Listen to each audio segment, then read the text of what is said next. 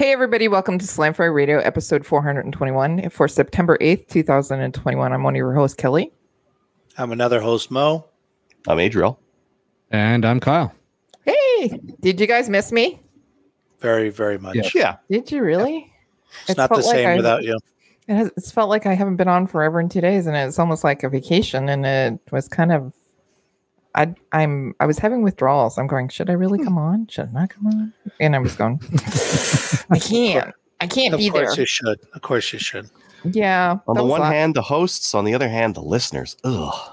Right? Was that the thing what was going on inside you? Yeah. Yes. And then there was a couple of people, we miss you. And I'm going, oh, that's so nice to hear. But no, I'm not coming on. I can't come on. I don't remember last week why I wasn't on. Why wasn't I on last week? You had I couldn't remember your excuse that day. I crashed my car, remember? Oh, yeah. That's all right. The old crash in the car excuse, eh? Yeah. Oh, yeah.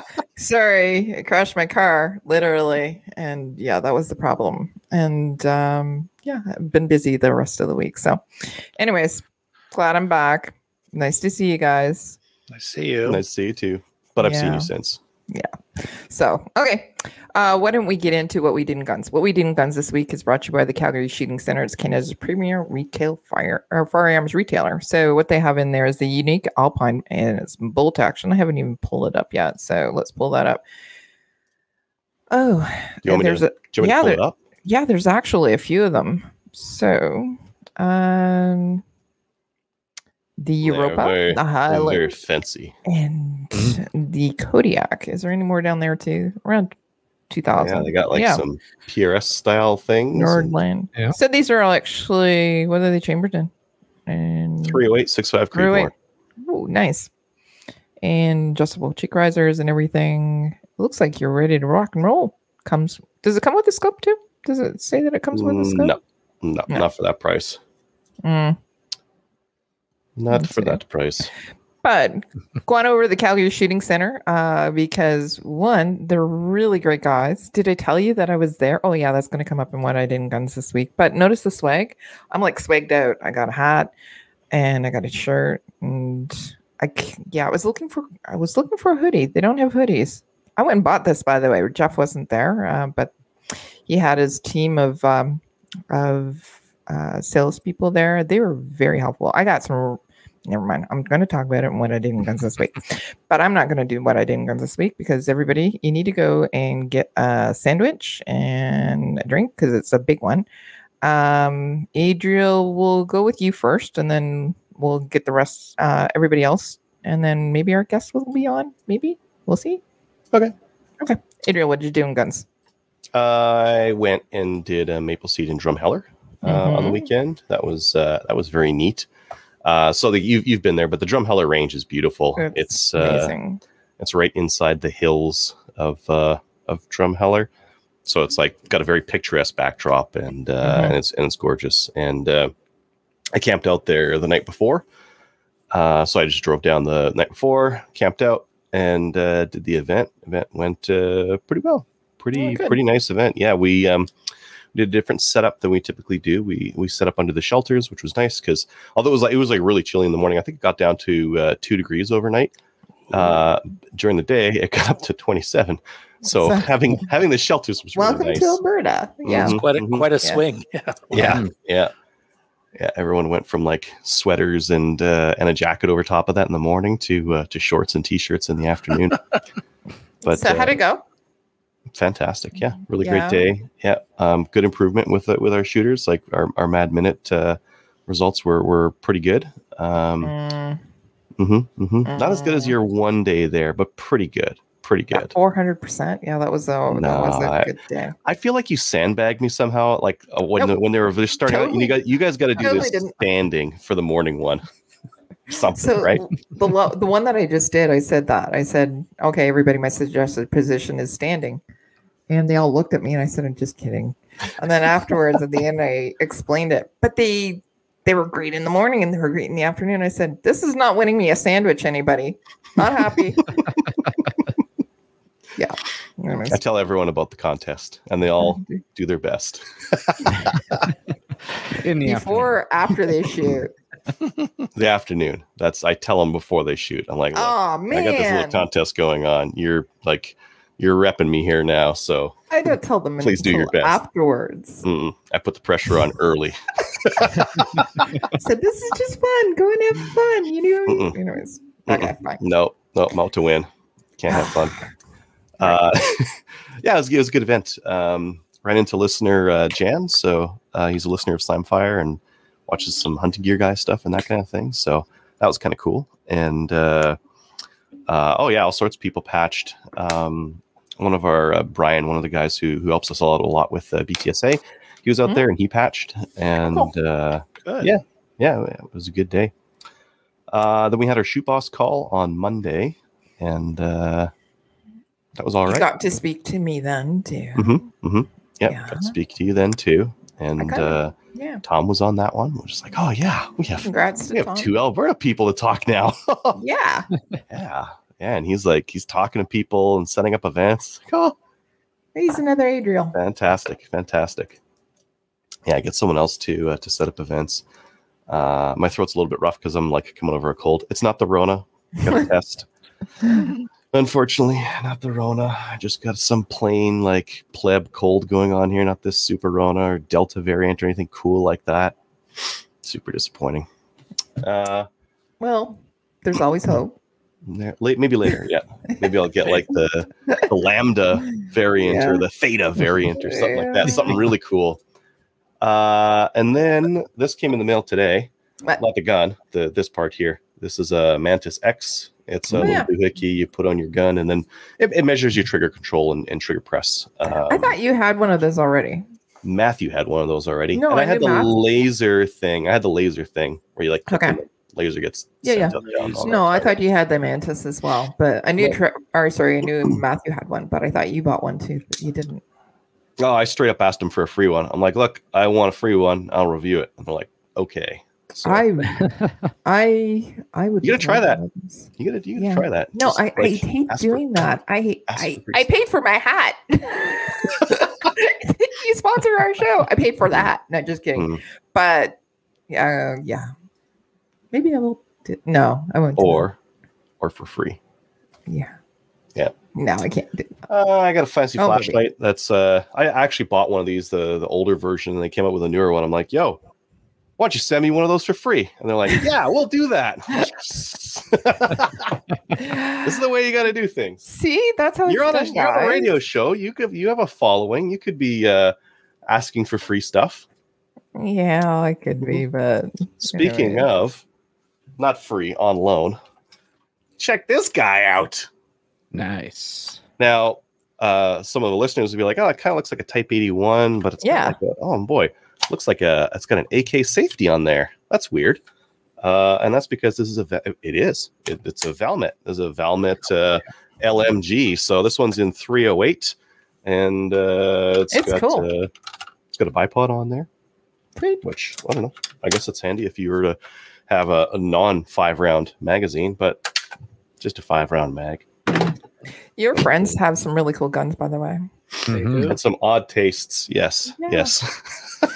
So you're going to do a review on it? Yes, no, maybe? Yes. Yep.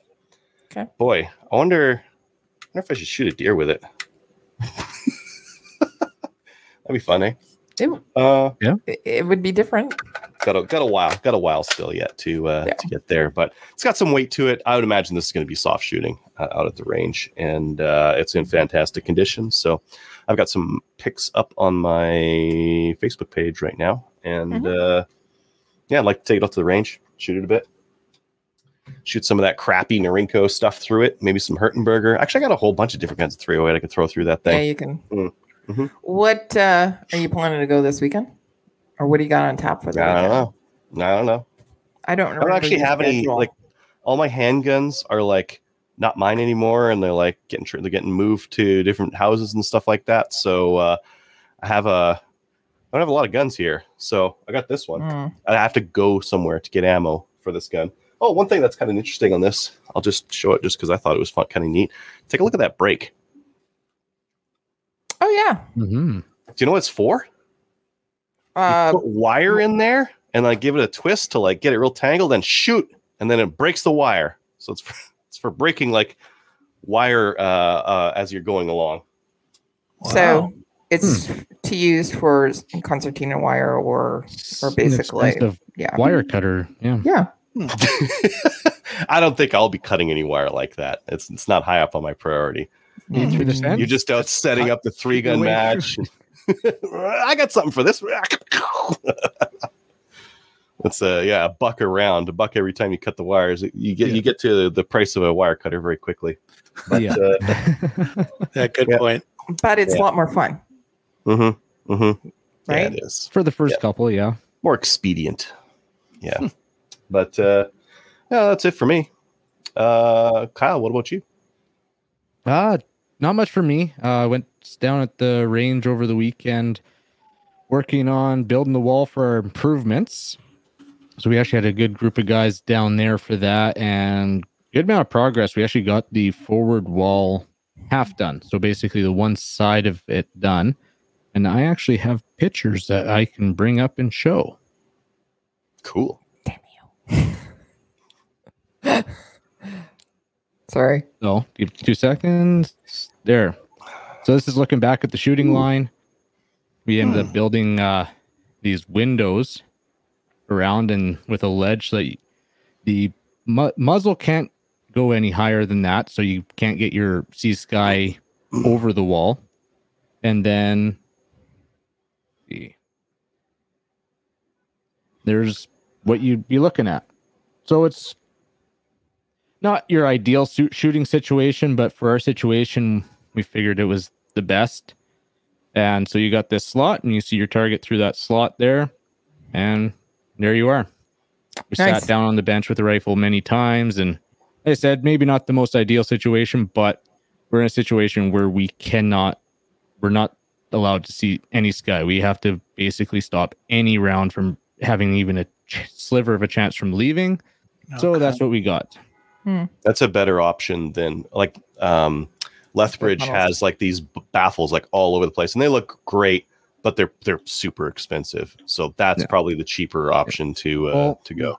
We had baffles, and actually you can kind of see it on the side, but they were old telephone poles. So back in the day when this range was originally built, those were okay. Well, guidelines have changed, and those are not appropriate baffles anymore. So, but yeah, that was basically my week in guns.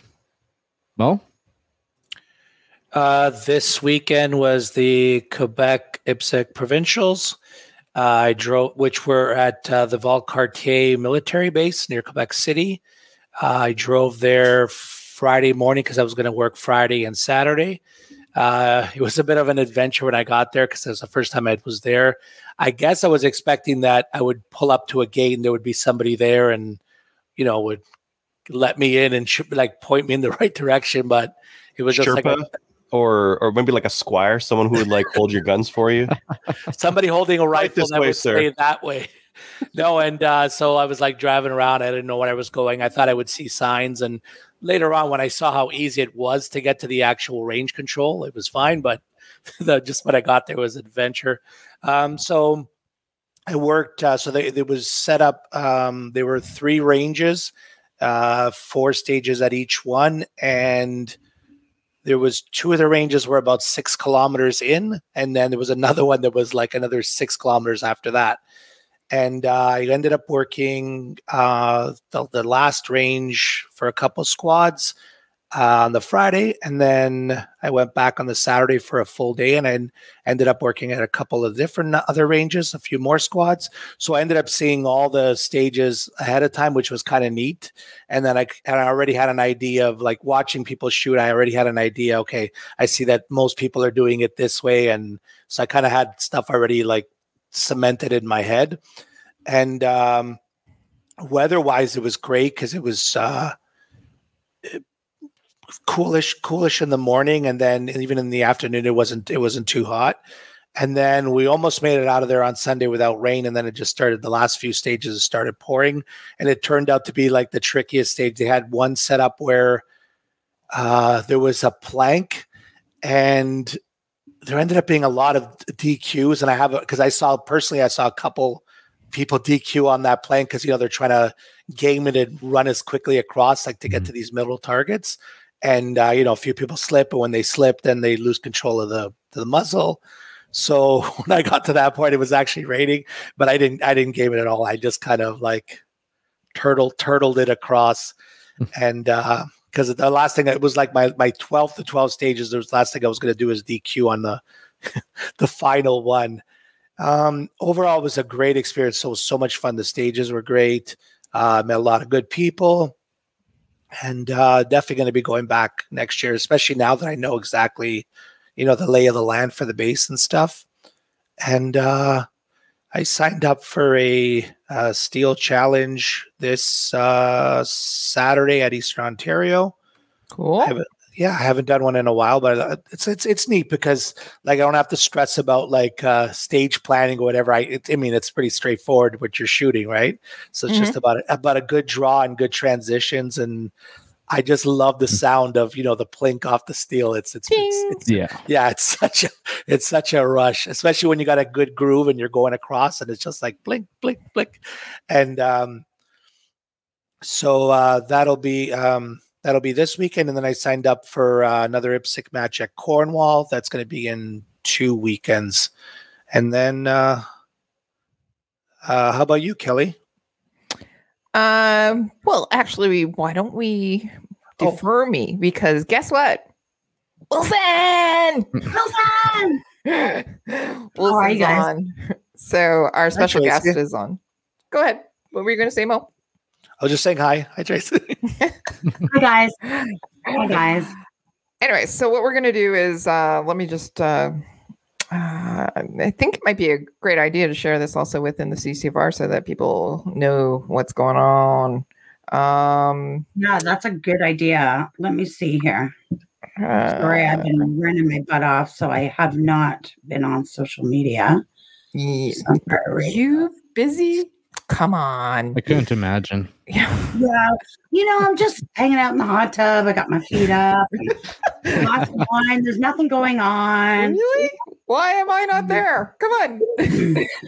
Okay, I'm sharing it too, so that my friends will come and watch. Okay.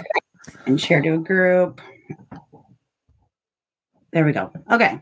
All right. I also turned my ringer off because I can guarantee it's going to ring 28 times while I'm talking to you. So, yeah. Yeah. Just a little busy, huh?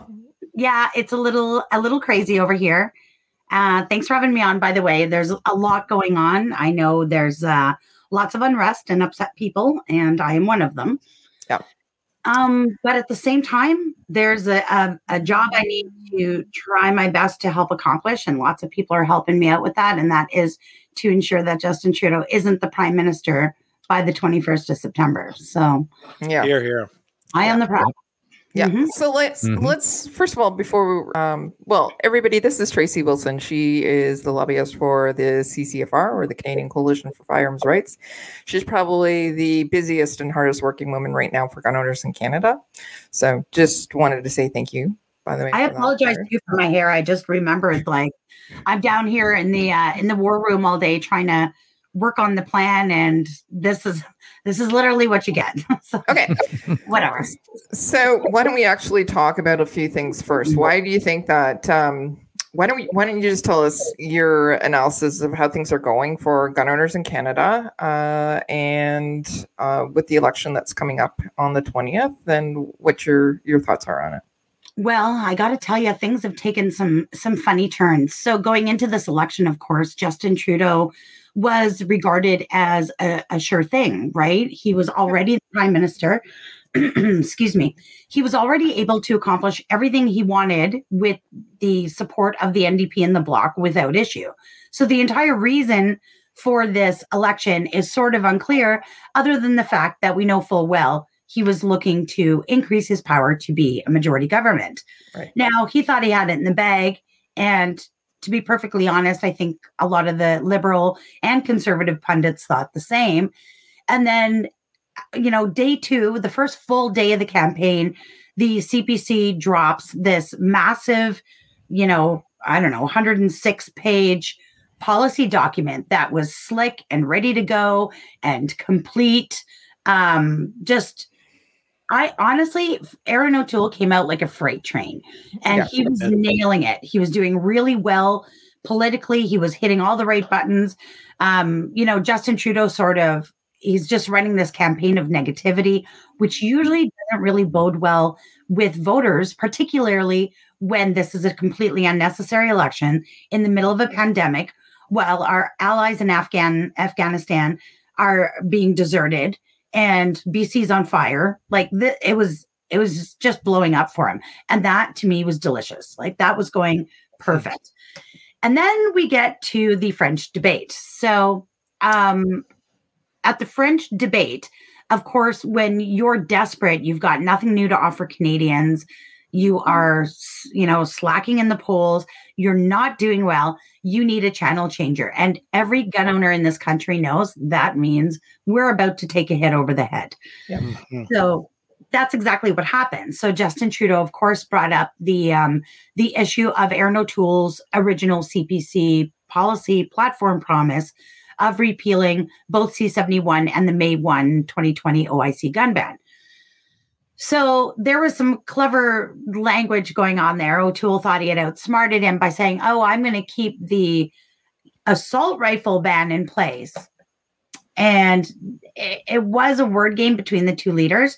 Yeah, because Aaron O'Toole was referring to the original assault rifle ban from 1977 that saw basically full auto be prohibited, right? And technically, I believe, in order to be classified as an assault rifle, your rifle's got to have full auto capabilities. So we don't have that. We haven't had that since 1977, and nobody was promising to bring that back. So that's where it laid. And he thought he was pretty clever, playing that little word game. The problem is, of course, when he played that word game and then being constantly questioned about it and harped on it for 2 days, it brought a lot of attention to the returning of this gun ban. Now, I know for our community, it's very difficult to see any sort of flip-flop or shift in policy, but we have to, I'm not making excuses for him because I'm also furious, but at the same time, I'm able to sit back. I'm in a lot of different groups that have nothing to do with guns. I have 7 big screens on all day long, 24/7 watching politics. Overturning that gun ban only sat well with our community. It didn't sit well with the majority of Canadians. It didn't sit well with the majority of Conservatives either. So there comes a time when you got to make a decision. So his idea, he came out, I think on Monday, did a second, like a press conference where he addressed this issue, and he opened up with a clarification on his policy. And it did absolutely shift. It shifted from, I'm going to overturn the May 1, 2020 gun ban, but I'll leave full auto prohibited, and a variety of other measures, to I'm going to leave the May 1, 2020 OIC gun ban in place while we review it with a panel of experts, and we'll start classifying firearms based on functionality and have experts classify them rather than politicians. Now, of course, it's not reported that way. It's reported, well, O'Toole flip-flopped on his OIC gun ban, and he's not going to overturn it now. And, it sends everybody on both sides of this debate into a tailspin because, number one, the anti-gunners or the people without knowledge of firearms are super confused now. So what's happening now? So you're not keeping it or you are keeping it? Nobody seemed to really understand, and that caused even more problems. Yeah. And gunners full well understood what this meant for them. For the most part, if they were able to read the second part of what he said, and it didn't do any great favors for him with gun owners. Now the problem is, does something like this cost him some gun votes? Absolutely, absolutely it does. There's no denying it. But I got to tell you, and I know this is a difficult conversation, and it's going to be hard for people to hear. It gained him more votes outside the gun community than it lost him.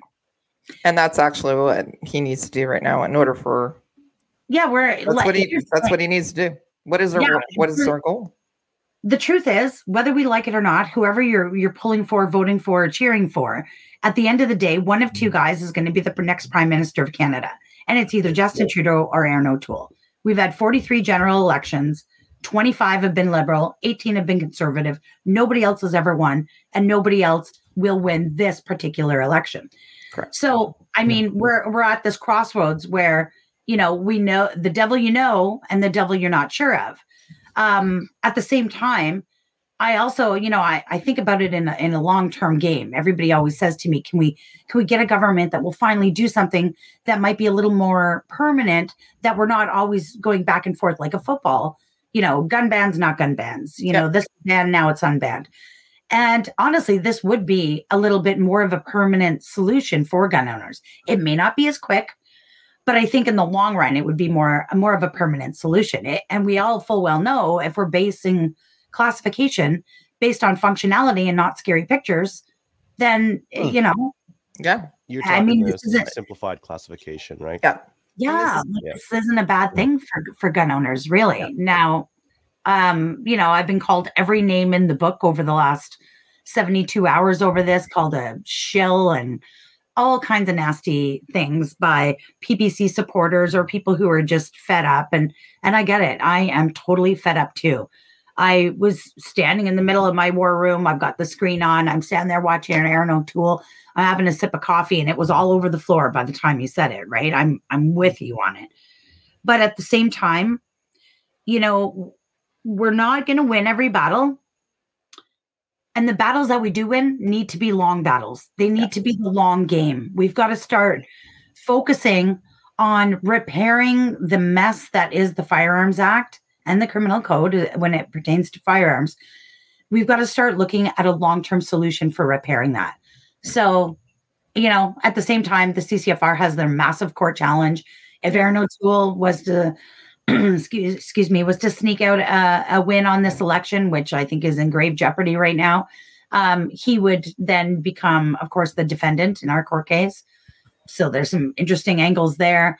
It's a really complex situation and a very difficult conversation to have that the majority of Canadians don't really know anything about. Mm-hmm. So, we're doing our best. We've got a massive education campaign ongoing. We started off with billboards all across the country. I think we had 62 of them all across the country.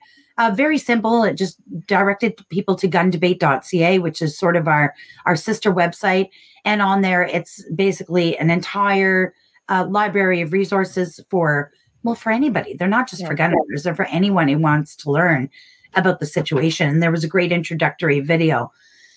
And then we decided that's not going to cut it. We need to do more than that. So we've invested about $152,000 in a massive TV and radio campaign, which started.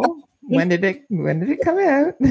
So it came out today, actually. It's been a bit of a delay. It was supposed to start last week, but Elections Canada likes to hold on to my application for third-party political advertiser, just keep their finger on it and not let it slide across the desk to me. So I was waiting. And of course, Bell Media isn't going to put out this type of political advertising without a guarantee that I've got my status. So it came in late Friday, and of course, it's a long weekend. So we started with some digital stuff over the weekend because we can, you can just click the button on that anytime. But this morning I was having a coffee and on comes the commercial, and I don't know, I guess it was my first coffee of the day. I kind of forgot it was coming on this morning. So I just sort of, almost spit coffee everywhere again, like, hey, there it is. So where is it available? Where can people see it? Well, you can see it. It's all over CTV and Global. So it'll be on all the news shows, like the 6 o'clock news, 10 o'clock news, 11 o'clock news, the morning news. And then it's kind of sprinkled throughout really, really popular TV shows all throughout the day. TSN as well. It's also on TSN, and it's also in every football game. I demanded that because I think it's really important. I mean, the football guys might not be gun owners, but the message in this commercial is really simple. You can find it on our social media, and it's basically like, look, hey, regardless of what you think about if I should own that gun or this gun, at the end of the day, I think Canadians know that licensed legal gun owners are not a source of crime and violence that we're seeing in our streets. Mm-hmm. Having a government that refuses to focus on that leads to, of course, more crime and violence. So, so I think that's a message that will really resonate with Canadian voters. It's not meant to be directed for a gun-owning audience. It's meant to be directed at everybody else, because at the end of the day, I don't need every Canadian to be a gun owner, although that would be super cool. I need them to stop supporting bad policy. And hopefully this helps. So there's sound bites from it that are going to be on radio as well. So not the pictures, although the pictures are fantastic. And one of the reasons why I say the pictures are fantastic, it's majority of it is females, kids.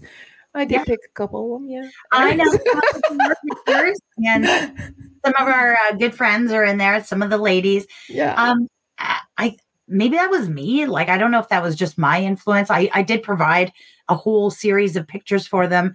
And of course, you know, some of them we were using and then we took them out because they had ARs, you know, they were dated pictures. And there were some where we weren't using ARs, but you could see them on the rack in the background. And we thought, you know what, like the legal team over when you're producing stuff for television or radio, the legal team that combs through your stuff is wild.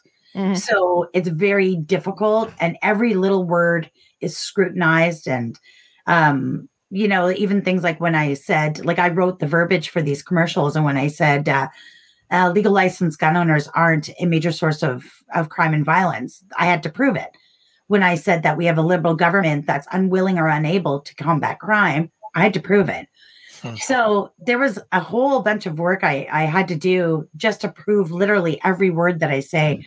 So it was exhausting getting it out, but it's out there now. It's all approved by legal. It's all backed up with stats. So it's not just propaganda. It is verified and verifiable. And hopefully there's Canadians out there who maybe are a little confused on the topic that might take a second look, saying, you're right, the Liberals have completely failed to address crime and violence. So It's available on the Canadian Coalition for Firearms Rights page. It's a public page. You can share it. It's shared on our page already as well as our private pages. So if you want to, listeners, you can click on it and share it through there. Make sure that you actually do share it through your public pages and that as well, and tell people about it.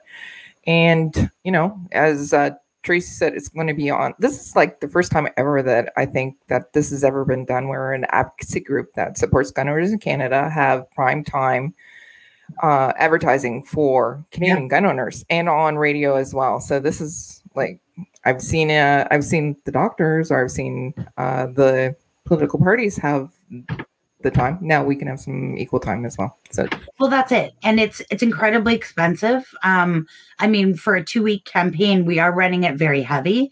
So it's going to be played a lot. Like if you're watching a show on Global or CTV, don't be surprised to see it 2 or 3 times. Right.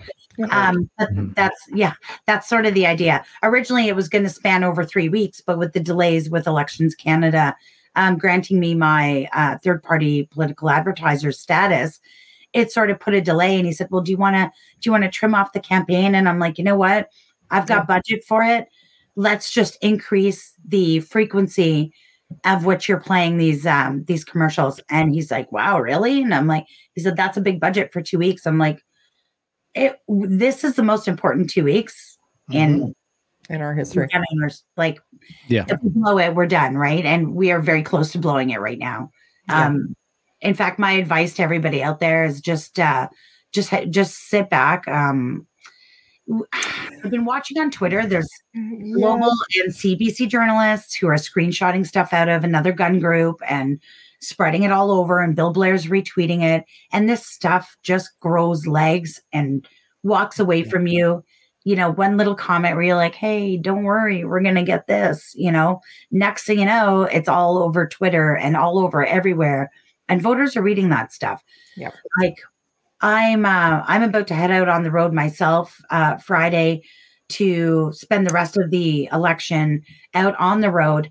And I've got a lot of people saying, do you want me to connect you with some CPC candidates? And I'm like, I don't want to see any candidates from any party. That's not what this is about. My mission 100% is to do my best to ensure that Justin Trudeau doesn't win this election, period. Okay, so let's talk about this. You're going to be heading out onto the road. So where particularly are you going? Are you going to those, those conservative ridings that we know, or where are you going that's going to make a difference? So I've sort of, I've got a list of ridings that are vulnerable. So you can't really go by what the, what the results were back in 2019. It was a different leader then. It was a different election. I know a lot of people are referring to that, and it's really not accurate. But if you go to 338 Canada, they have a national map there. Mm-hmm. And it's a really cool tool. You can sort of zoom in and zoom out. So, I'm looking at where can I make the greatest impact in the shortest amount of time? I have 10 days. I got 10 days on the road. Sure, I would love to be in Quebec and out in New Brunswick and here and there. I'd love to be all over. I really need to focus on where I can have the biggest impact. And of course, that's in the GTA. Yeah. So that's where I'm personally headed. I've got 260,000 pamphlets. And so the pamphlets that you have are like amazing. There's a lot of work that's been put into them. And the pamphlets. I've got one here. Okay. I'm just getting Ashley to bring my. Oh, you're texting her. Where she go? Yeah. Okay. She's upstairs, so I don't want to scream because we're live, right? So, I mean, in this house, I am a screamer. I'm always screaming at everybody to do this, do that, go and get my glasses, go here. They're a great help, and I'm sorry that I'm always yelling at the children, but no, they're pretty great. So she's on her way down. I can hear her. So I've got 260,000 of these being printed, which that's over 250,000 pamphlets. Thank you, Ashley. And what they are is they say, meet your Liberal team. They've got a lovely picture of Mr. Trudeau here. There's a website here that you can go to it and you can actually see a PDF of this. But at the same time, I'll show you what it's for. So when I sent this to the printer, they print a lot of gun stuff for me. And they're sort of like, why is this? It's really inviting. Yeah, it's lovely. It's beautiful. If you're a Liberal supporter, you're going to want to read it. Sure. Yeah, you want to read all about it. And because right inside is all about their, his promises for a commitment to truth and transparency. There's all his failures. Yeah, that's a great picture. That's more suitable. The failures to deal with the COVID-19 pandemic. This isn't really about guns, but that's the point. The mismanagement of the vaccine acquisition, managing Canada's finances. You can see in the red, that's where we are under a Trudeau government right now. And it goes on, incompetence and corruption. There's lots of pages there. So once you get inside, you learn all about it. And every page, everybody knows how these work. Every page has the QR code. Yeah. And you scan that with your phone and it takes you to liberalref.ca, which is liberal like reference. That's what it means. Liberalref.ca. And everything we say in here, because that's one thing at the CCFR, we don't lie. So everything in here is backed up on that website. That's the resource website where it says, okay, on page 1, we say this, here's where it's from. Here's the evidence. So nobody can accuse us of lying. Because I called it propaganda in the podcast with Rod, and that's not really accurate because it's truthful. This is 100% truthful information. But it's laid out in a manner in which I think it's inviting and easy for Canadians to learn about the real, life under a Justin Trudeau government. So there is a little section on, on the gun stuff, on their claims to keep Canada safe and how, shootings and crime have actually risen dramatically under a Trudeau government. That's it. That's the whole section on guns. This entire thing put together by the evil gun lobby isn't about guns because, to be perfectly honest, guns aren't an issue for Canadian voters unless Liberal politicians and their media are making it one. I think Canadians have a lot of other more important issues that they want to talk about, and I want to talk about it with them. So I'm jumping. I rented like a creepy, like white van, one of those. I'm going to be like the free candy lady. But yeah, and I'm going to head, I'm going to start in Kingston on Friday afternoon. Yeah. I'm going to land in at SFRC at about 4:00. I will have literally about 120,000 of these with me. I'm going to leave 10,000 with Ryan at SFRC. So if you're not able to come out and meet me Friday at 4, that's cool. Stop by the store. The idea here is, even if you went in and picked up 100 and went out, one evening with your kids or take your dog for a walk or whatever, and just drop them in mailboxes, especially in vulnerable ridings. Yeah. The idea is just to disseminate this information. And with 10 days, I'm one guy. I literally just can't make it to 260,000 houses. So I am asking for help. And then we're going to meet at 6:30 right in Kingston at the Shoppers at the corner of Centennial and Princess. Mm-hmm.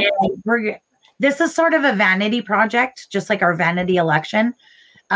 Even though Mark Gerritson's polling pretty high in his riding, I absolutely can't live with myself if I don't go speak to his constituents and remind them of the corrupt, deceitful, terrible government that they're supporting. So, yeah, so we're going to do that. And then, I don't know, do you have time to hear the rest of the tour? Yeah, tell us. Okay, I'll go a little quicker through it. So that's Friday. That's what I got for Friday. Saturday morning at 10 a.m., I'm going to head to Greater Napanee Gunworks, which is on Richmond Boulevard in Napanee. Same kind of idea. I'm calling this the big pamphlet drop. I'm going to drop 10,000 there. Of course, you can come get some out of my creepy van with me if you want. That's fine too. And the idea is I want people to target Belleville and Bay of Quinte, because Bay of Quinte especially is very vulnerable to we can get that riding pretty easily. Yeah. So I'm looking at that. Then at noon, I'll be at Accuracy Plus in Peterborough. They're right on the highway. I'll do a pamphlet drop there. And then we're going to be meeting right in town in Peterborough, Kawartha. Again, this is a little bit of a vanity project as well. There's a theme here. But that's Miriam Monsaf's riding. And most anybody who knows me knows I come from a huge military family. I always say there's 69 combined years of service just in my immediate family alone, right? And she made some really inappropriate comments when referring to the Taliban and called them her brothers. So although she's tanking in the polls really bad, which is absolutely appropriate, I still want to go and hit her riding a little bit. So we're going to meet at the Del Prairie Park on George Street. And we're going to go talk to her neighbors and constituents and ask them what they think about the brothers. So that's the idea. 6:00 that night, I will be at Firearms Outlet Canada. So this is still Saturday at 6 p.m. Firearms Outlet Canada, our friends at FOC and Ajax, doing a pamphlet drop. And then 7:30 at Target Sports in Gormley. Same idea. I'm going to do a pamphlet drop there. So my first trip across will mostly be doing pamphlet drops, and then I'll come back with the rest of them and we'll do a little more canvassing. Sunday morning, I'm going to canvass actually in Scarborough Southwest. Although Bill Blair is not really in jeopardy of losing his riding, I think he should be. And again, vanity project. So selfish fun. I literally put selfish fun on the website. And then we're going to cross canvas into Scarborough Agincourt because it is extremely vulnerable. The Liberals are really at risk of losing it, and I think they should. So I haven't got a location for that yet. You can find all this right on the firearmrights.ca website /election tour. It's all there. I got to find somebody who knows a good spot where we'll have a place to park and then get out and walk. 1:00, I'll be at Select Shooting Supplies in Cambridge doing a pamphlet drop on Saturday or Sunday. Yeah, this is Sunday. And then at 3:30, I'm heading over to Shooter's Choice in Waterloo. Again, doing a pamphlet drop there. And that's to target Kitchener Center and St. Catharines, both really vulnerable. Monday at 10 a.m., I'll be at Bullseye North in London. I don't know where the hell I'm going. Sorry, I'm reading notes. And then at noon on Monday, I'll be at NAS Guns and Ammo. They're just so great. They're not even open on Mondays, but they're going to go in and open the store and be there to greet me. And so I've made Facebook events on the CCFR official page for all of these, just so that, if you click going, it'll give you reminders, right? So you don't forget. Yeah. I'll be posting a ton of live videos from the road. This tour is going to have a lot more dates and places added this first strike across the GTA is basically a massive pamphlet drop. I've got to drop off 120,000 pamphlets on this trip. So it's a lot of driving. I'm doing it all alone. So if you are available to come out and help me, I would love your help. Or even just come out to the gun shops and say hi, give me some support, and grab some pamphlets. And you can go out and help your neighbors meet their Liberal team. Awesome. Great work. A lot of work too. That's a lot of boots to the ground mess. And of course, with Rod being off, with Rod being off with cancer, it's kind of I'm not on my own this time. So yeah, come on out and give me a hand and support the CCFR. We are literally killing ourselves to do everything we can to try our best to work for gun owners. So it would be awesome. More people, the better.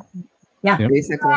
So go to the website. We'll post it as well, so people will know where you're at and the times, and also just grab some pamphlets, go out and talk to her. And why don't we talk about that just a little bit? Because I think you actually already talked about it when you were talking about the Twitter pages and snapshots of those and that. So when you're talking to the neighbors, what types of things should you want to be respectful? In other words, here's the thing. Realistically, if you're not comfortable speaking to people, and I mean, door knocking and cold calling can be pretty intimidating and pretty difficult. And especially as gun owners, that's kind of all I ever want to talk about, right? Nobody else wants to talk about it. Trust me. I try and talk to my neighbors all the time about gun stuff, and they're like, yeah, what about this, right? So, at the end of the day, if you stuff them in mailboxes, that's okay too. If they've got a screen door between the screen door, we've got some ideas. Rod likes the idea of maybe hanging outside a Canadian Tire or a Costco. You may get kicked out, but if you can last 10 minutes, you can get a lot of these into the hands of shoppers, right? I think the idea is to give people this information. They're going to look at it, and it looks very nice and lovely, right? Mm-hmm. And I'm thinking people would sit down and let's meet these guys and see what they're going to do next. And when they open that, they're in for a big surprise. So, if somebody is outside and you hand it to them or whatever, or you do want to door knock, I'm not a huge fan of door knocking because you're sort of, maybe interrupting dinner or whatever. But if you got somebody, what I would say is just, hey, my name's Tom. I'm just out and about. I'm worried about the state of our country, and I'd really like you to take a couple minutes and read this through when you've got some time. And that's it. Like, I would just keep it simple. Don't get into a big debate because you don't want to be fighting with them. They'll videotape you and put you on social media. So my advice is, if you can get this into their mailboxes, into their hands, coming out of a store, wherever, let's get creative. We've got 10 days to get rid of 260,000 pamphlets. I am sending 30,000 out to BC. I'm just waiting on a confirmation from Reliable Gun, and another 30,000 out to New Brunswick, to the gun dealer, I believe. I'm just waiting for confirmation from them too. But I will add all of that to the link. It'll all be in there, so you'll know where you can go to get your hands on some of these tasty little books. Yeah. Because we're pretty sure that other provinces like Alberta and that, we know that those are going to swing. Yeah, I mean, if we had 6 months to do this, it would be a different story. I'd print 20 million of them, and I would saturate the country with them. Yeah, we have 10 days, and where you're going to have the most impact, you're going to have it in the GTA. Yeah, that's exactly it. And we're focusing on swing ridings. Like, people are asking, are you going to go to Pierre Poilievre's riding? No, he's polling at like 70% or something. Like, no, this is literally just where we've got chances. And then a couple of selfish fun stops too, which will make great social media posts and live videos. So, right. Okay. Wonderful work. Thank you so much. Is there anything else that you think that people should like? There's a French language tonight, and there's an English language tomorrow night. So anything so people will be talking, guns will be brought up again, I'm sure, especially in English. 100% they will. The Liberals are making bank off of this, actually. Right.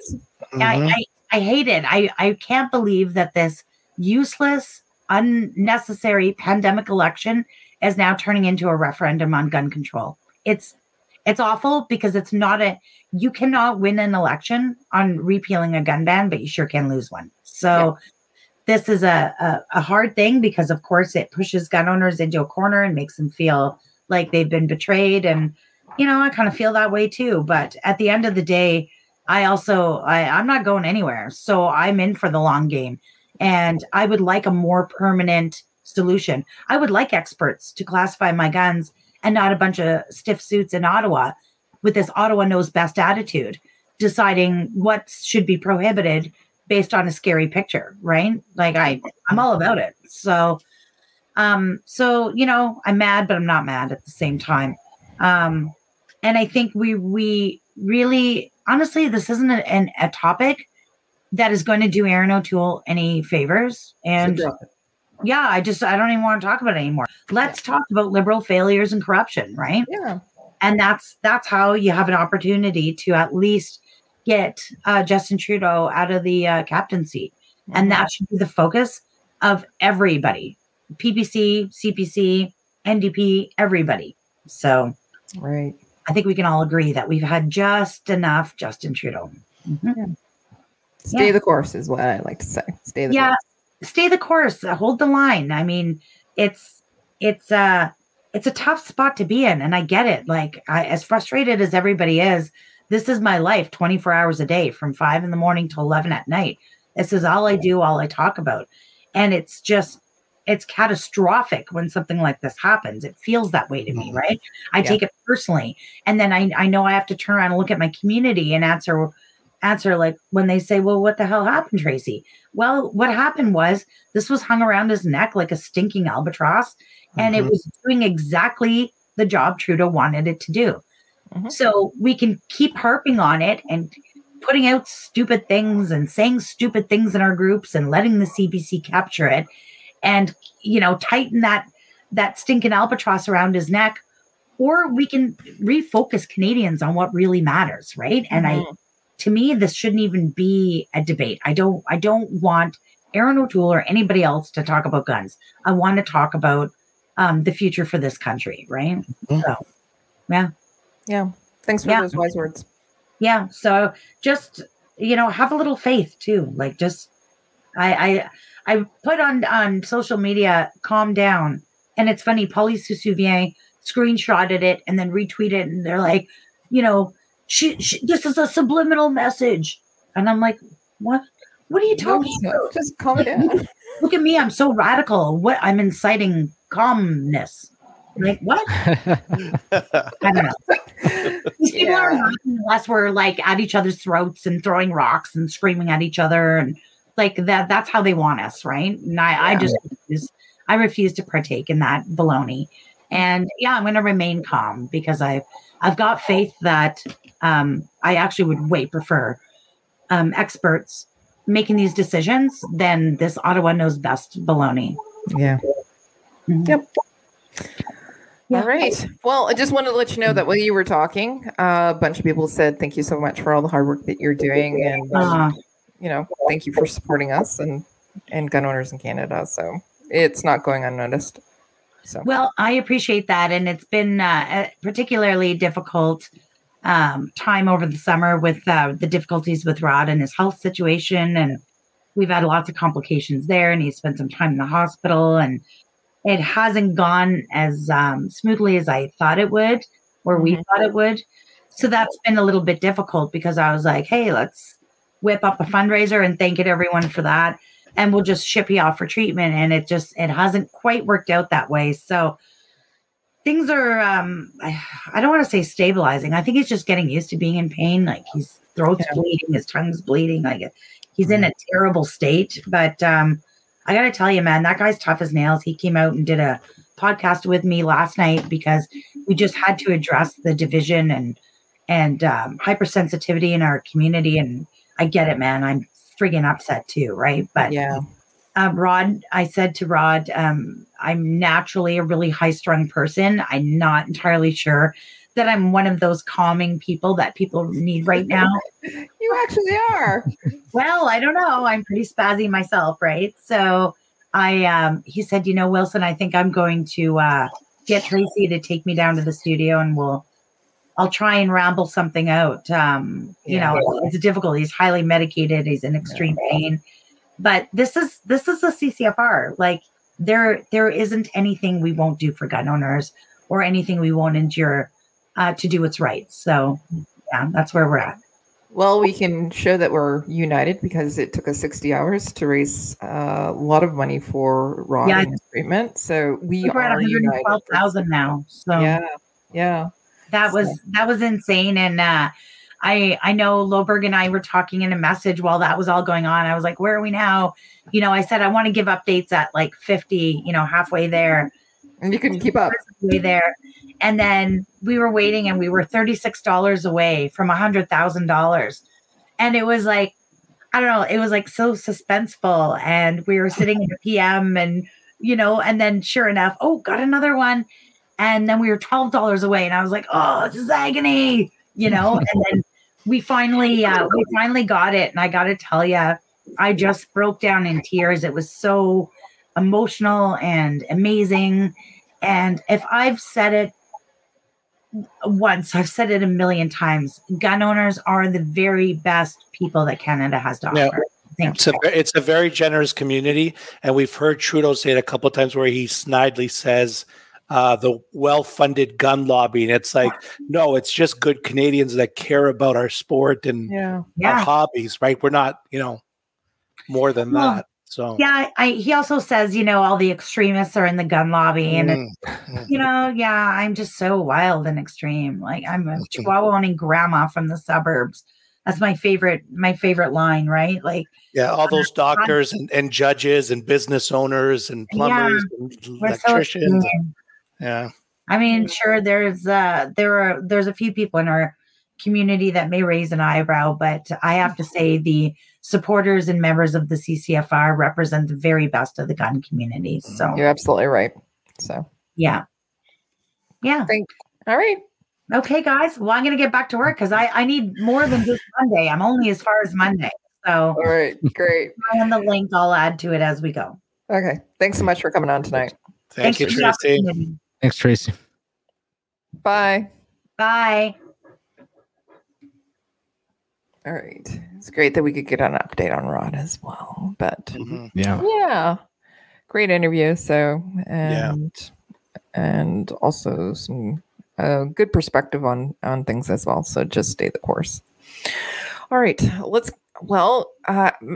I can't remember. Just jump straight back into your thing. Kelly, what did you do in guns this week? Yeah. Awesome. Okay. So did a whole bunch of things. Everybody ready? So obviously we went to, I don't even remember when this is because it's been 3 weeks. So I went to Skeet Night with Kelly. We shot, we had fun. I think Shannon went with us as well. It was a fun time. Everybody had a great time. Signed up for another Ipsec match, level 2. And in this time I went from signing up and then I got another email saying, will you work it? And I said, absolutely 100%. And I got squatted and I'm working the weekend of that as well. It's another qualifier. It'll have one more qualifier on it as well. So I'll have all the qualification stages shot, and then I'll be able to be qualified. And I'm really looking forward to it. It's going to be at the end of September. So if you are coming out to the level 2 that's at Frontenac, I will be there and I'll be working it. We're going to have a great time. We had a great time last time as well. I did do a Cornwall. Listen, this is like 3 weeks old because I know Mo talked about it because I heard him talk about it. So I did a maple seed in Cornwall. So it was 2 events that it took place. That's Cornwall, Ontario, by the way. Oh, look, my sandwich is in jeopardy. I wrote down. Anyways, they were such good shooters in Cornwall. And then also, as I said, I had an opportunity to meet Mo I've already met him in person, but spend some time with him. And we had a really great time. The shooters. Are we still friends? Yeah, 100%. You're able to look up. Yeah. Were you sure to be a little bit harder on him than anyone else? Did you call him out specifically in any of the POIs? Yeah, I did actually. Okay, good. Okay. Well, yeah, she yelled at me a few times. Yeah. I did. Very good. Very good. You should feel singled out. I did. Yes. He did actually, didn't you? I think, yeah. I said, this is my friend Mo. He's my co-host on Sunfire Radio. I introduced him. And pretty good shooters. We had some youth shooters on the line as well. We had 3 of them. I think we had, and this is 3 weeks ago, like my brain's fried.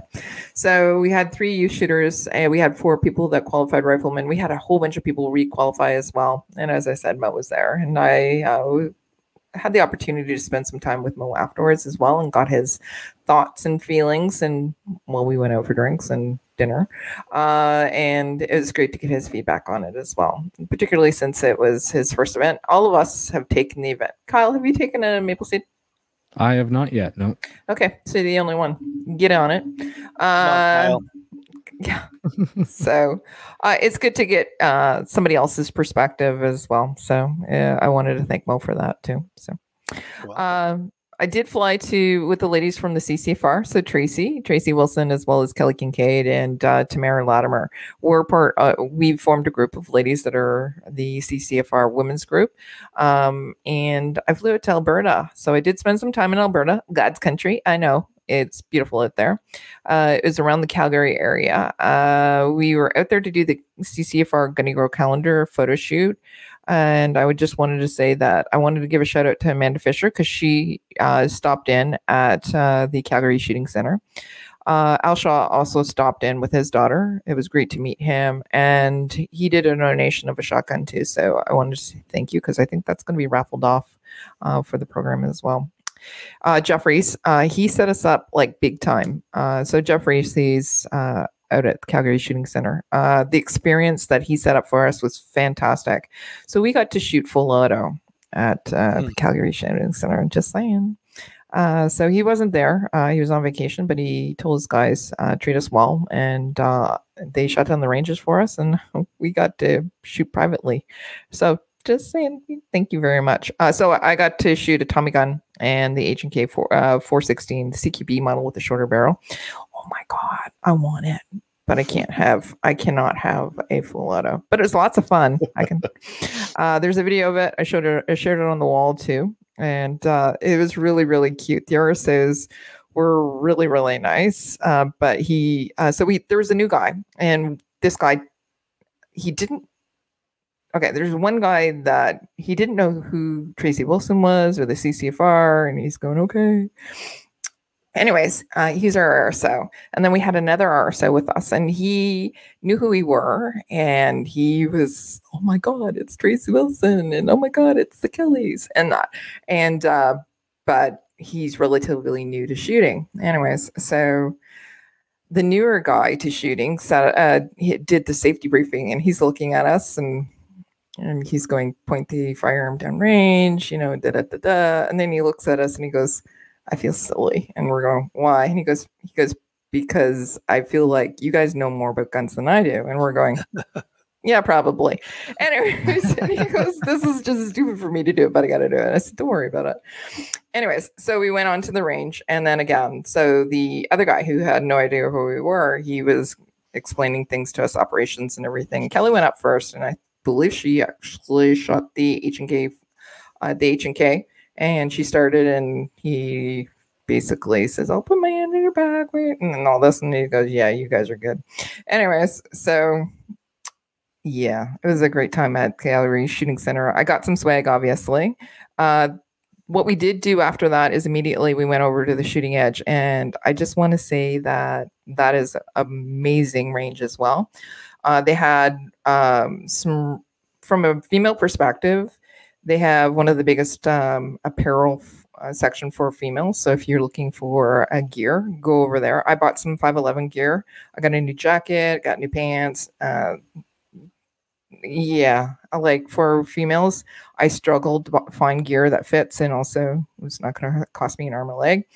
And they had great section. I also wanted to let you know that the Shooting Edge, they do something that's really cool, and I think that it's the only one I've ever seen at a range. And what they do is they have an industrial kitchen at the back, and they have tables all set up, and they bring in chefs and they prepare meals. They call it date night. So couples come in, and the chef will prepare wild game, and they'll pair it with wine. And then what they do is they show you how to clean and cook the meal properly, and then what wine to drink with that. And then, if you go out and you're hunting and you get that game, then you come back and you can in your own home, and now you know how to cook it. And so a lot of people complain that meat's too gamey or tough or whatever, or they don't know how to cook it. And this is something that will overcome that. And not only that, sometimes people, like, for example, will like to hunt, and other people like to cook. But it shows the appreciation for it as well. So I think that more ranges should be like that. I think I just want to move to Calgary, and I want to go and do it. And I've decided that, I have to move to Alberta now. But anyways, so yeah. We've got workplaces. I know. We've got jobs. Just thinking about that. Our cost of houses isn't completely insane. Especially around, those houses, there were some pretty insane ones out there. They were incredible, especially some of the ranches that were out close to us. We rented a little place, Airbnb, rented the whole entire place, had a bunch of ladies come and sleep overnight and spend the weekend together. And we had such a great time. Like, it was fantastic. We had a photographer, Sean Arnston. I don't know if you know who he is, but he is an incredible photographer. Him and his crew took photos for us. And they basically, the way that they took the photos, they knew instinctually that they got the photos that they needed, and it was time. It just took no time at all, and the girls were super relaxed, and we all had so much fun. And Sean he had the locations already picked out, and basically the friends of his, and we were in a garage where there was $3 million worth of. There was a Lamborghini. There was the old school Batmobile car. I don't even know what make it is. I think it's a Chevy. Anyways, so I'm showing my age. Mo, you would know. Batman from Batman and Robin, where it was Adam West. The car he had? Yeah, that car. I was in there. Yeah, of course. The classic. Yeah. So, so you'll see photos of that. I just wanted to say that there is, again, some amazing ladies that came out. I got to meet Denny and Casey from Lady Guns in person. Like, I've never met them in person. I've talked to them like hundreds of times, right? They've been on the show as well. But I got to meet those guys in person. So that was so much fun. And then also, before we left Calgary, we got to meet the only Canadian that went to the Olympics for us that shot. Linda, she is a native of Calgary and a friend of the CCFR. She was the endorser from 2 years ago for the ladies CCFR Gunny Girl calendar. So she came out to the Airbnb on the Sunday night, and she brought a bottle of wine, and we sat down and we had some girl talk, and it was really, really, really good to meet Linda in person as well. I've talked to her several times as well. And anyways, one of the next things I did was sorry, I know I'm taking forever into this. The next thing that I did, I think I'm missing some stuff, but I just couldn't remember. I just put some more stuff in here. Odell Industry Day. So Phil Odell and his team put together, they do it annually. They put together an industry day, and they invited us, Tracy and the Kellys, to come on out to it. Anyway, so I got to go out to Cambridge. Actually, it was the Galt Sportsman's Club, and shoot all the Canuck and Big Area line. So it was a lot of fun. And obviously get to talk to everybody who's in the industry. So some of the retailers and that. And Armchar was out there as well, and they had a little separate booth where we could shoot all the guns. So it's a nice range too, isn't it, Kelly? Yeah, it's a beautiful range. Yeah, I'm a member. Are you a member there? Yep. Oh, that's cool. Anyways, so Dan Demers was out there. So he is our friend from Canuck Cases, but he's now repping for Glock. So just in case nobody knew that, or I think everybody probably knows that if they follow him. One of the things that I've never done that I got to do, and I think it's one of my new favorite things to do, is to shoot 5-stand. Do you guys know how to shoot 5-stand? I have, and I dislike it. Why? Maybe it's the course setters. I dislike it. Probably because I just suck at it, but yeah. Well, yeah, you have to get good at it. Worse than any other clay sport. I think it's hilarious. I think it's fun. I think it's kind of like shotgun poker. It's awesome. So I've never shot it before. I just think that we need to bring it to a lot more ranges so that we can do it. It was a lot of fun. I loved it. I just wanted to say thank you to Phil and Ian from Odell. We had such a great time, and thank you for all your efforts and all your continuous support as well. So Phil Odell truly is, if you don't already own a Canuck, you should go out and buy one. But Phil Odell is truly one of the biggest sponsors for our supporters of Canadian gun owners in Canada. So you just need to know that. Take my word. I know. I also spent Sunday at the range this week. We did kind of like a sleepover at Kelly's on the weekend, but part of that was to spend Sunday at the range. We went out and we shot some steel in the bunker, and I'm really loving shooting steel in the bunker now. It was a ton of fun. I did pretty well. I think I had the best time for the ladies. Yeah, I'm pretty sure I did, actually. The tips that you guys gave me for the Texas Star really, really helped as well. And as I said, it was fastest time-ish. Anyways, for me, it was under 30 seconds. And also, I only had to use mag in a little bit. There was 8 poppers.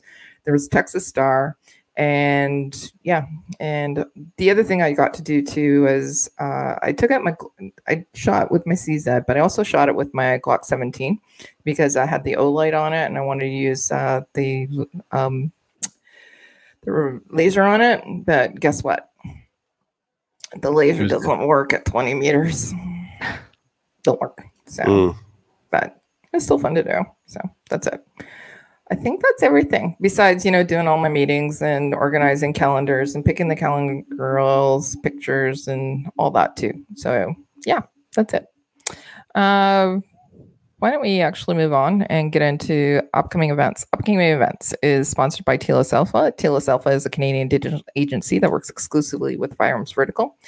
They help with business processes, strategic plannings, websites, e-commerce, and battling the stigma that the industry carries with banks, merchant processors, and social media. So why don't you go and check them out at tlsalpha.com. In here, there's upcoming Maple Seed events. There's tickets available still there's Winnipeg. One event at Winnipeg is sold out, but the next day still has spots available. So go to our website and check that out. And if you're not listening live, you will know by tomorrow that Stittsville in Ottawa, basically Ontario, is being released to the public tonight at midnight around there. Adriel, do you want to do that? And yeah. Any other events that you guys can think of that we didn't put on here? 3-gun. Is that still going on? Yeah, that's in a few weeks. So it's the Maple 3-gun team match. We've been mentioning it for the last few weeks, but 2-man teams, October 2nd and 3rd, $160 a team. There's currently 14 teams signed up. Okay. If you want to come check it out, jump on Maple 3-gun Facebook page, contact Steve-O, and it's actually in the events on that page. Send them money, register, pick your team name, and come out and have an absolutely great blast. Yeah. Have an absolute blast shooting 3-gun. Cool. Okay. Let's get into the news. The news. So the news is Chaz is back. Yeah, did you talk about it was open the same day that we made the announcement that it was closed. Okay. So did we even cover it on the show? By the way, I haven't listened to the last 3 episodes. Oops. We covered that it was closed. No. Yeah. Yeah. But we didn't cover why. It was county stuff. The county wanted to take a look and inspect some things. Some deputy inspectors came out and they're like, okay, we're done. And then the other inspector came and said, we want to take a look. And Chaz is like, you guys already just came out here. No, you guys already inspected it. And they're like, we're shutting you down. So that's what happened there. Really? They put an appeal, and now it's back open, and I don't know, they'll have to get the other inspector out there or something. So, okay. Yeah. All right. What is it? What does that mean? What does it teach us? What does it say? Always have a lawyer on retainer. That's a good one. Government only tries to keep its own existence and just soak up as much money as possible. That's true. Sounds right. Yep. since the government in play. All right. Oh, you guys. Anyways, Chad's back open. Yeah, that's good. Congratulations. I'm happy to hear that. There's no link in here, but do we want to really talk about it? The terrorist stabbing in New Zealand? It was just interesting how it was handled, but how was it handled? Oh, yeah, tell us more. Well, their prime minister, who was, obviously used the previous massacre to unveil all the gun control measures and just went full out on it. She comes out and says, and she basically blamed the individual instead of the object. And she was very clear in her statement about that. I'm like, wow. So when it's a knife, it's the person. And when it's a gun and a gun is used, then it's the gun. Yeah. That's odd. I would have thought she would have went Aussie on it and started banning knives. Yeah. Weird. Maybe that's coming. Maybe that's coming. So yeah, wait for it. Stuff. All right. Yeah. And then there'll be something else after that. So yeah. Well, we already. Anyways, never mind. We're getting down. One day they'll ban murder, and then this will all be over. So. I got news for you. Why don't we just do that? Banned. Yeah. Right. Let's just get to that. Yeah, let's ban murder. Okay. The CCFR legal donations. There's no new ones because we've been busy, or well, quite frankly, the people that post the legal donations, they've been busy otherwise. If you stay tuned for the upcoming interview, you'll hear what they've been doing and where they've been doing. But I'm not putting the interview later. It's staying where it is right there. Okay, never mind. So you've already heard it. Awesome. So, Tracy's been super busy as well. So the other thing is you can still go. So Tracy was talking about all these television shows, or not television shows, all of these advertising and the brochures that had to get printed as well. All of this costs money. And then also she did break the news that, if the government is still liberal on the 21st, we're still going to have to actually do the charter challenge. And then also if it flips over to the conservatives, then we will still we'll put, instead of liberal government, it'll be the conservative government that we will do the charter challenge with. So that takes money. So I challenge you and everybody all my co-hosts and everybody that's listening currently right now or on the podcast, go and send some money to the CCFR. You can go through the donations on their website.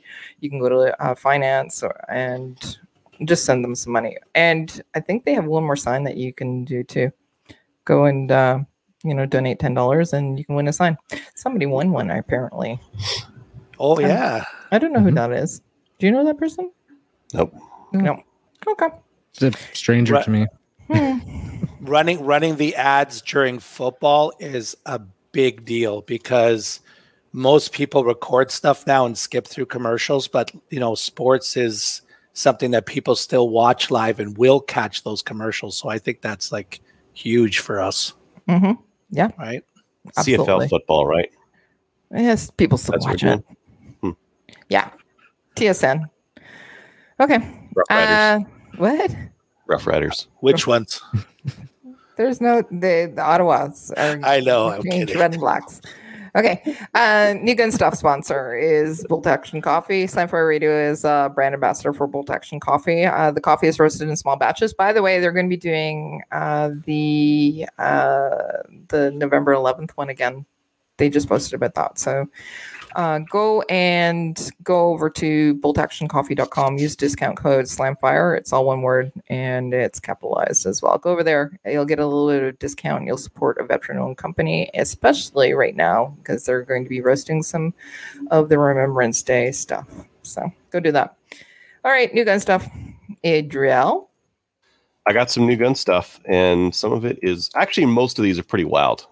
I've somehow in the last 1 minute as you were reading the other stuff there, found a bunch of crazy stuff that I wanted to cover. So I think I'm going to start with the one that I'm most jazzed about, and that's this one, the GSG. They are making GSGs with 16s with 9-inch barrels, and they're already on the way to Canada. Really? So Delask was taking some of the GSG 16s and then putting a barrel on them that was short, and now they're just going to come like that. They look odd anyways. And now they're going to look under. No, like the shorter barrel is so good. Well, let's bring up so you got the pictures there with the 9-inch. Let's go down to where it shows the smaller underneath of it, where it shows where it is with the small. Second, I'll show you what it looks like, because Delask is making these. Yeah. It looks like that. Very small. Just pokes out the end. Yeah, people are going to lose their minds over that. Well, they're already losing their minds over everything anyways. It's going to be very cool. Surprising on that, maybe. Oh, look, there's your show notes. Don't know. Mm-hmm. Yep. Okay. I wonder which one I'll stay with. Oh, interesting. Okay. Frontier Firearms has Walther P1 9mm stripped frames for like $30. So if you wanted to, I don't know, get it restricted or get on to building a P1, that's an option. The Lynx belt, they're carrying them at Tenda. So if you want to build a belt and you don't want to deal with like shipping to the US and customs fees and all that kind of jazz, you can just build it out. They've got all the stuff here. If you already have an inner belt, you don't have to do that. You can just buy individual links and a buckle kit and away you go, kind of a thing. Nice. I still protest on that one. Have you worn yours? It's sized for Carson, but yeah, it's fine. Is it? Yeah. Why? You think it's uncomfortable or something? No. Yeah, I think one, it's going to be uncomfortable, and two, it's I just really think those in between sizes. The links. Buckle handles it. The buckle has some spread to it, so it handles the in between. I have some spread to me too. Pardon? The belt won't help with that. Muffin top. Anyways, go. And then this other one, check out this dot. This is the Delta Point Micro. Yeah. From Loophole. Yeah. Look, that doesn't even look like a dot. That doesn't even look like it should work. And it's on the back. What's going to happen? Over the back there, it hangs over the back for the battery and that kind of thing, right? Yeah. I guess. I don't know. How durable is it? I wonder. It's Delta Point, so I would expect it to be pretty durable. I'm going to have to watch that video that's attached to it as well. With that, I wonder if you'd actually feel like, I don't know if you guys have noticed, like when you put an optic on a pistol and you just start shooting optics without shooting it, you feel like you're tilting your guns down so far to because you're trying to find the dot. Being that replaces your rear sight, I wonder if it would feel more natural, like when you were just coming up with irons, if it would feel the you same. would be able to see the front sight, right? Yeah, you'd be able to see the front as it comes in. That's a good point. Yeah, Adriel, you should ask them to send you one for free. Hey, Lupin, I don't know if you know who I am. Can you send out 4 of them, please? Yeah, I'm gonna need 4 of these to try them out and see if they're up to snuff, up to my standards and our standards, really. Yeah. Well, if Tenda has them, then Korth has them. Oh, Korth is a supplier. Yeah, I know. Who brings them in? Yes. Kyle's scheming. Yes. Oh yeah, Korth is your sponsor. Yeah. Okay. Anyways. That's all the new gun stuff I could find. All right. That's it. Pretty good stuff this week, by the way. All right. So let's get into listener feedback. Listener feedback sponsored by Armory DC Gunsmith. Armory DC Gunsmith is a full-service gunsmith who specializes in firearms refinishing. He offers hot bluing, parkerizing, Cerakote finishes, as well as wood refinishing. No updates to this. I'm kind of sad about that. Check out his online inventory of new used guns, firearms, accessories, optics, and more. Maybe he has a loophole with anyways. At dcgunsmith.ca. You can also check him out on Facebook as well as Instagram as well. And yeah, go and say hi to Denny. He's a good guy. All right, what do we got for you? Any feedback from Facebook? I think nothing really on Facebook. Nothing really on emails either. Just a guest, a potential guest emailing us there. Yeah. So Daryl. Guest. Yeah, Daryl is from Vortex. Sorry. Yeah, he's from Vortex, and he came out and sponsored the USC Ladies' Day. Oh, I didn't talk about the USC Ladies' Day. Oops, totally missed that out. And I did another Ladies' Day. So at USC, crap, I knew I forgot something. Yeah, Vortex sponsored it. EOSC CCFR was a joint effort, and we had 61 ladies come out to the event great time was had by all. We shot some really cool guns on the rifle range. We shot some. They had remember when we had Merdon? We were talking about doing an Ipsec demonstration and all that. Oh yeah, I met her too. So they had their own little bay where they did an Ipsec demonstration, and then they had Cowboy Action as well. Cool. So Cowboy Action had their little bay where they did a demonstration.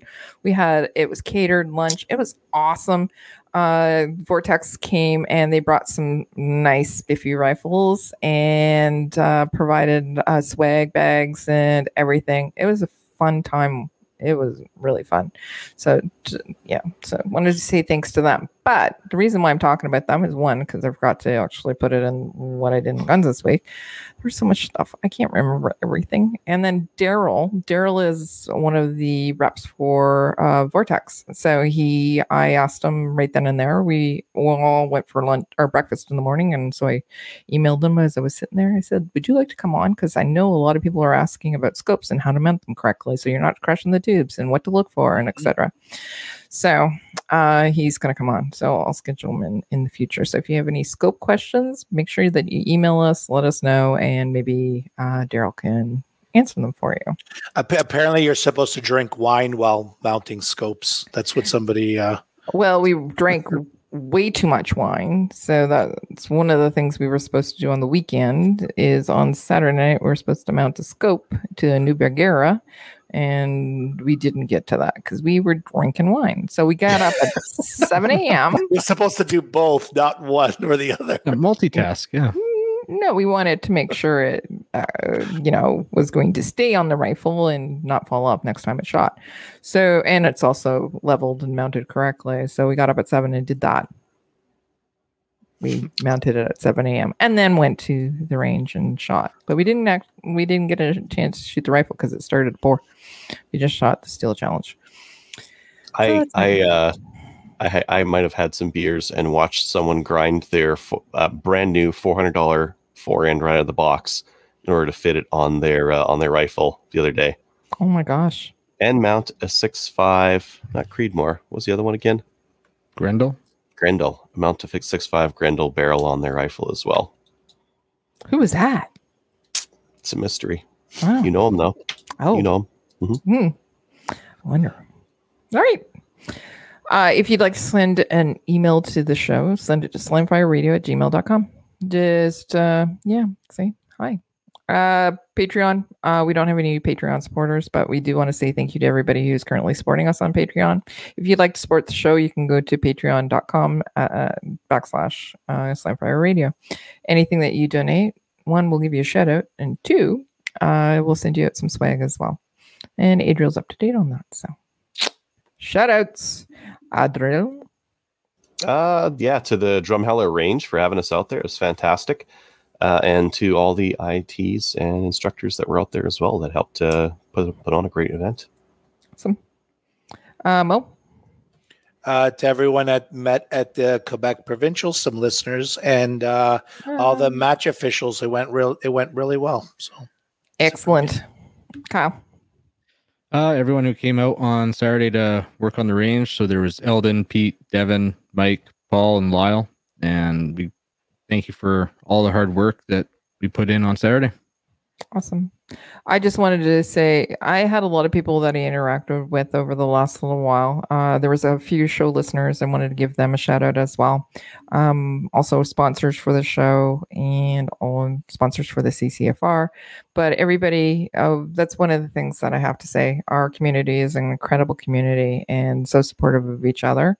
And we do so much, and we're trying to spread the cheer and that right now, and it's really important for us to do. But I just wanted to give everybody in our whole entire community a shout out, because you know what, right, you're doing great. Just stay the course. That's all I have to say. But again, super shout out to everybody that I've interacted with over the last couple of months, and then also to Tracy as well for coming on to show tonight and giving us an update on the election and what we can do to influence it as well. All right. So that's it. Go and check us out on Gunners Canada. Give us a like on Facebook. I updated that today as well. Send us a review on Facebook. That's available. Join the CCFR or go and join them and then also donate to their legal challenge. And that's it. See everybody next week. Yes. Yeah. See you next week. Bye.